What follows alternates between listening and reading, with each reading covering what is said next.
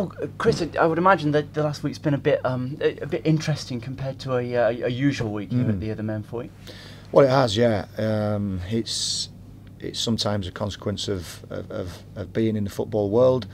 Not pleasant, and Daryl's, held in high regard from everyone at the football club.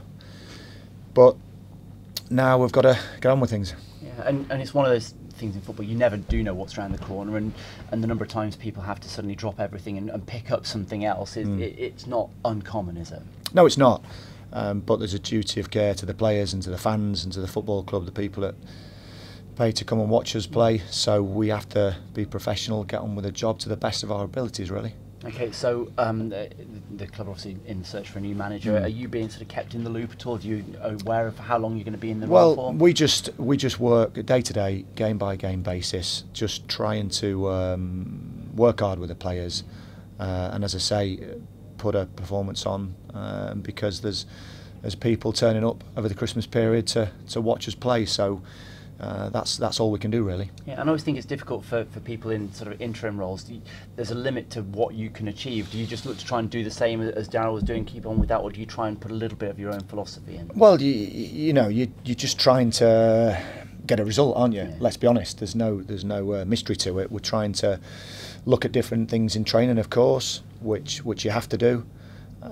Everyone gets a chance. I think that's what we've said. Everyone. It's almost show us what you can do and be fit for selection. So we just want the players to buy into it, to give it their all for the shirt, for, as I say, for the fans turning up. And other than that, it's don't look too far into the future. Yeah. Because you can't. Yeah, well, that's football, isn't it? Yeah, it sure is. Yeah, encouraged by Saturday for sure. I think speaking to Jack after the game in the office, it's the first time that their home fans had turned in the first half, certainly. So encouraging, but encouragement's no good. You've got to get points, and I feel we should have got a point, but we didn't. So move on to the next game. Just try and win games. That's all you can do in our position. Yeah, and the home form has been a bit of a struggle this season.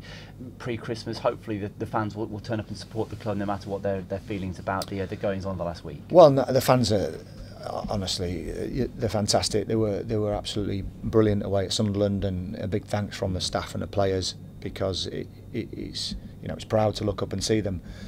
Now the results haven't been what we've all wanted at the club. So we're just asking for them to keep with us, and if we have adversity on Saturday and something goes against us, we want them to stay with us and stay with the players. And likewise, we're saying to the players, give them something to shout about. It works both ways, doesn't it? Yeah. But we need them. We sure do need them at the moment.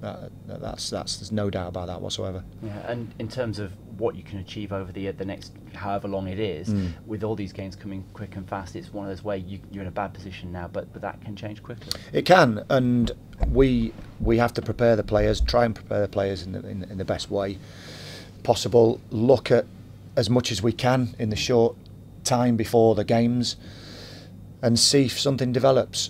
But the be all and end all is those lads giving over and above to try and get something for the football club. As I say, it's too difficult to look at too many games in front. You just have to look at Saturday, and that's Fleetwood. Okay, so talking of Fleetwood, yeah. One of those teams that have a little bit patchy this season, some very good results, and they're sort of on the fringe of the playoffs, but they haven't been consistent. Well, no, I know Clint Hill really well, and spoke to Joey Barton in pre-season, and they're a good outfit, aren't they? There's no doubt about it. Yes, they've been inconsistent, but they're a formidable team when they're on their day. So they've got the threats. We are trying to come up with something to counteract that. So all teams are a danger, aren't they? Let's be honest, and Bristol Rovers should be as well, and that's something that we've tried to be all season. It hasn't quite worked out, but we've got to look at ourselves, haven't we, first and foremost, and think about what we can do. Yes, they're going to be sharp and bright and looking to capitalise on perhaps a bad spell that we're having, but I think looking at them too much can sometimes be too much of a worry.